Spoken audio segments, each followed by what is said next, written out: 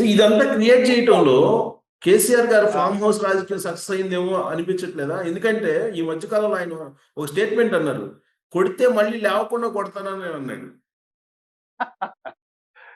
Definitely farm house లో ఒక ఊహాజనితంగా చేస్తున్నాయా, strategic గా చేస్తున్నాయా, అతనికి కలిసి వచ్చే అంశాలు ఇవన్నీ.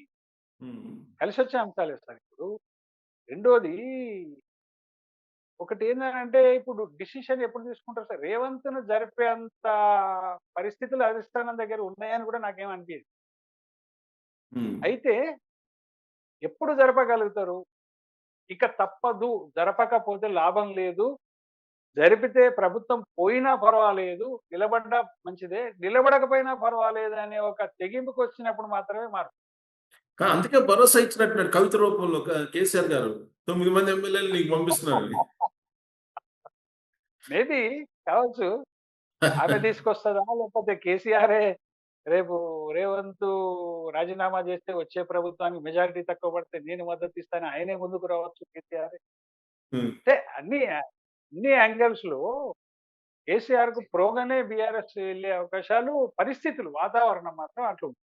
ఒకవేళ రేవంత్ రెడ్డి చెప్పలేము. తొలగిస్తే ఎవరయ్యే ముఖ్యమంత్రి అయ్యే అవకాశం ఉంది కాంగ్రెస్ పార్టీలో?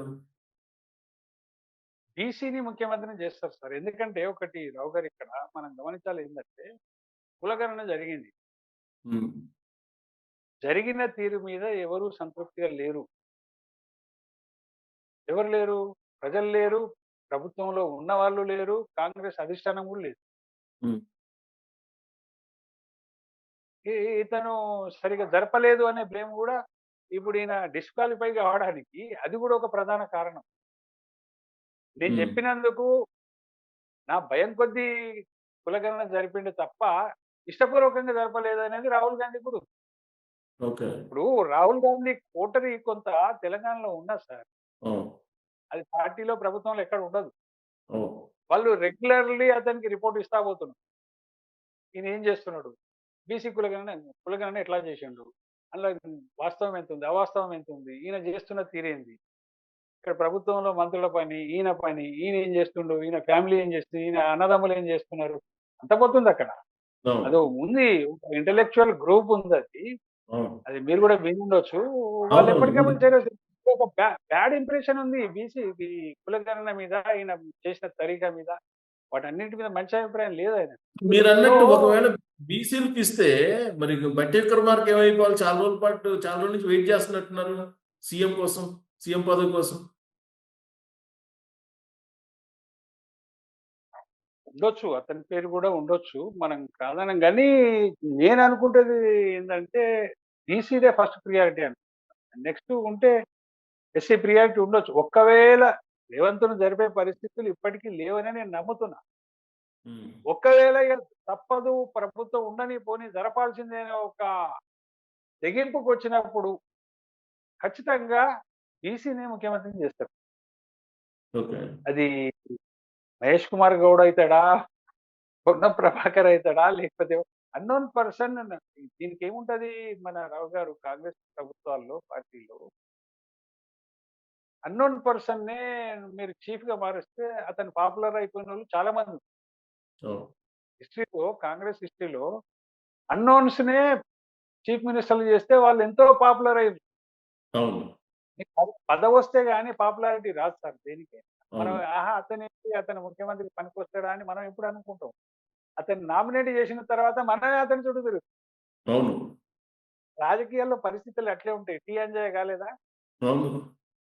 భవనం వెంకట్రావు కాలేదా, ఏదో రీసెంట్ గా కిరణ్ కుమార్ రెడ్డి కాలేదా? రీసెంట్లీ కిరణ్ కుమార్ రెడ్డి కాలేదా. కాబట్టి మనం ఎవరున్నారు అనేది రాజకీయాల్లో, అది కాంగ్రెస్ రాజకీయాల్లో ప్రశ్నే కాదు అది. ఉమ్. అధిష్టానం ఎవరిని లాయాలనుకుంటే వాళ్ళని పెట్టేస్తారు. లాయాలనుకున్నప్పుడు బీసీలో ఉన్నారు కదా సార్. మోస్ట్లీ ఇప్పుడు రాహుల్ గాంధీ కూడా మహేష్ కుమార్ కు ఇండివిజువల్ గా మాట్లాడడం కొద్దిగా నాకు అక్కడ అనిపించింది. మహేష్ కుమార్ గౌడ్ చాయిస్ కూడా ముందు ముందు భవిష్యత్తులో రావచ్చేమో ఓకే. అట్లా అనిపించింది. మేబీ అట్లా జరగకపోవచ్చు. రేవంత్ మార్పు అంటే చాలా పెద్ద డిసిషన్ అది. ఓకే. జరగకపోతే, సరే. ఒక్కవేళ జరిగితే ఆ తెగింపుకి వస్తే బీసీ ముఖ్యమంత్రిని చేస్తారనేది నాకున్న సరే ఈ మొత్తం దాంట్లో ఇప్పుడు మళ్ళీ ఫార్మ్ హౌస్ రాజకీయాల్లో మళ్ళీ హరీష్ రావు కీలకం కాబోతున్నాడా? ఇప్పుడు కొడుకేమో బయట అమెరికాలో ఉన్నాడు. కవితనేమో బయట జాగృతి నడుపుతుంది. ఆమె పొలిటికల్‌గా బిజీ. మీడియా గూడా కవిత వెనకాలే నిలబడి ఉంది. మరిప్పుడు హరీష్ రావు తోటి మాట్లాడకపోతే ఎవరితోటి మాట్లాడుతది? హ్మ్. అతనితోనే మాట్లాడాలి. తప్పదు. ఆయన లేడు. ఈమె ఇక్కడుంది. సమస్యలు ఇవి ఉన్నాయి. రేపు నోటీసులున్నాయి. కాళేశ్వరం దర్యాప్తుకు పోవాలి. హరీష్ రావు గూడా వన్ ఆఫ్ ది అక్యూజ్డ్. ఆయనకు గూడా నోటీసులున్నాయి. ఇద్దరు పోవాలి. కేటీఆర్ లేడు. కవిత గోల చేస్తుంది. కాబట్టి ఆ సందర్భంలో ఖచ్చితంగా హరీష్ రావుని పిలుచుకొని మాట్లాడాల్సిందే. అది అంటే రాజకీయ ఇప్పుడు ఈ మధ్య నేతలు కాలంలో కావచ్చు. అది రజతోత్సవాలు జరిగినప్పుడు అసలు ఆయన హోర్డింగ్సే ఆయన ఫోటోనే కనపడకుండా చేశారని గదా! ఇష్యూ చేసింది కవిత గారు. అవును. ఆయన ఫోటో లేదు. కవిత ఫోటో లేదు. సరే ఆమెది లేకుండా కవితది మన హరీష్ రావుది లేకపోవడం అనేది చాలా మంది చర్చించుకున్నారు. హ్మ్. లేదు అనంటే ఓన్లీ కేసీఆర్‌దే పెట్టుంటే ఈ చర్చ జరిగేది కాదు. అసలు పోస్టర్ మీద ఓవైపు కేసీఆర్, ఒకవైపు కేటీఆర్ పెట్టేసరికే పార్టీలో చాలా మంది నచ్చని పరిస్థితి. అవును. అంటే ఓన్లీ కేసీఆర్‌ది ఉంటే ఎవరు చర్చ చేసేటోళ్ళు కారు నిజానికి. అవును. కానీ కేటీఆర్‌ది కూడా ఉంది కాబట్టే ఇది అన్‌అఫీషియల్‌గా అతడే వారసుడని చెప్పినట్టు అయితది కదా! పెద్ద బహిరంగ సభ. 10,00,000 మందితోటన్నారు. సరే 5,00,000 మందైనా వచ్చి ఉంటారు. పెద్దదే సభ. జరిగింది. కానీ నీకు సభ మీద రెండే ఫోటోలు కనపడుతున్నప్పుడు కేసీఆర్ వారసుడు, కేసీఆర్ తర్వాత ముఖ్యమంత్రి ఎవరైతేనంటే కేటీఆరే అని పోస్టరే చెప్తది కదా! మన హ్మ్. నోటితోటి చెప్పాల్సిన అవసరం లేదు. కాబట్టి అది ఏదో కారణంలా అసంతృప్తి అనేది హరీష్ రావులో రావచ్చు, కవితలో రావచ్చు, సమదర్శిలో రావచ్చు. లేదంటే పార్టీలో కేటీఆరే ఇగ మనకు కేసీఆర్ తర్వాత అని ఒక అభిప్రాయం బలపడొచ్చు. ఈ కేటీఆర్ పేరనేది ఇవాళ కొత్తగొస్తుంది ఏం గాదు రావు. ఇప్పుడు 4, 5 ఇయర్స్ నుంచి అది కంటిన్యూయస్‌లీ ఆ పేరు వినబడుతూనే వస్తుంది. ఈ అవును. మధ్యన కేసీఆర్ పక్కకు జరిగి కేటీఆర్‌ని ముఖ్యమంత్రిని చేస్తారు అనేది కూడా విన్నాం మనం. ఈరోజు వరంగల్ సభలో డైరెక్ట్‌గా పోస్టర్ మీద తండ్రి కొడుకులే తప్ప ఇంకోరిది లేకపోవడం ఇంకింత బలం చేకూరుస్తుంది.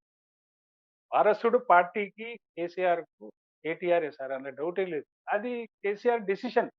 సో అది ఓన్ ఆఫ్ ఎలివేట్ అయినప్పుడు ప్రతిసారి హ్మ్. హరీష్ రావు అవును. బీజేపీలోకెళ్తున్నాడు అనేది తెర మీదకొస్తుంటుంది. అదేంటి ఆ లాజిక్? కానీ జనరల్‌గా ఇంటర్వ్యూలలో హరీష్ రావు చెప్తుందేందంటే, కేసీఆర్ బతుకున్నంత కాలం నేను అసలు అతన్ని వదిలిపోను అని అంటాడు. ఆఫ్టర్ కేసీఆర్ ఆయన పొలిటికల్లీ ఉండొచ్చు. లేకపోతే అదర్ పార్టీలోకి పోవచ్చు. కొత్త పార్టీ పెట్టొచ్చు. అది ఆయన ఆప్షన్‌లో ఉంటదని మనకనిపిస్తుంది. ఆయన ఆయన మాత్రం ఎక్కడ మాట్లాడినా అదే చెప్తాడు. హ్మ్. కేసీఆర్ ఉన్నంత కాలం అతని వెంటే. ఆయన తర్వాత అనేది నేను చెప్పలేను అంట. అంటే ఆఫ్టర్ కేసీఆర్ అనేదే ఆయన ఒపీనియన్ ఉంటది. ఆయన ఎక్కడ పోతాడనేది చెప్తా అంటుండు గానీ, అప్పటి వరకు నేను ఎటు పోయేది లేదు అని చెప్తున్నాడు. హ్మ్. ఉంటుండొచ్చు ఆయన. సరే ఈ ఎపిసోడ్‌లో కాకపోతే ఈ ఈ మీరన్నట్టు ఈ ఈ ఎపిసోడ్ బయటకొచ్చిన తర్వాత రకరకాల కొన్ని ఊహాగానాలు అంటే మనం నమ్మలేని ఊహాగానాలు గూడా ఒచ్చాయి. దాంట్లో ఒకటేంటంటే హరీష్ రావు హ్మ్. టీడీపీలోకి వస్తున్నారు. టీడీపీ తెలంగాణ బాధ్యతలు చేపడుతున్నాడు అనేది ఒకటొచ్చింది. హ్మ్. సాధ్యమా? ఓహ్! రావడం సహజం సార్ ఇప్పుడు. ఇప్పుడు టీడీపీ గూడా ఒక ప్రయత్నం తెలంగాణలో చేస్తే చేయొచ్చు. దానికి తెలంగాణ లీడరే కావాలి. అది కూడా పాపులర్ లీడర్ అయితేనే కుదురుతది. లేకపోతే కుదరదు. కాబట్టి ఆ యాంగిల్‌లో చూసినప్పుడు హరీష్ రావు ఈస్ బెటర్ అనేది మనకు కూడా అనిపిస్తది. ఆ వార్త విన్నంత సేపు మనకు కూడా సంతోషం అనిపిస్తది. కానీ అతను టీడీపీలోకి వస్తాడా అనేదే కదా సార్ పెద్ద అనుమానం. వస్తాడా అవును. అసలు ఆయన అటువంటి డిసిషన్ తీసుకుంటాడా అనేది అనుమానం. ఇప్పుడు ఎప్పుడు డిసిషన్ తీసుకుంటారు సార్? నిజంగానే మాస్‌గా జనంలో ఒక కదలిక ఉంది. పలానా పార్టీ రావాలని ఉంది అనేది ఒక బలమైన రాజకీయ వాతావరణం కనపడ్డప్పుడు తప్ప హరీష్ రావు లాంటి వారు ఇంకో పార్టీలోకి పోయే ఆలోచన రాకపోవచ్చు.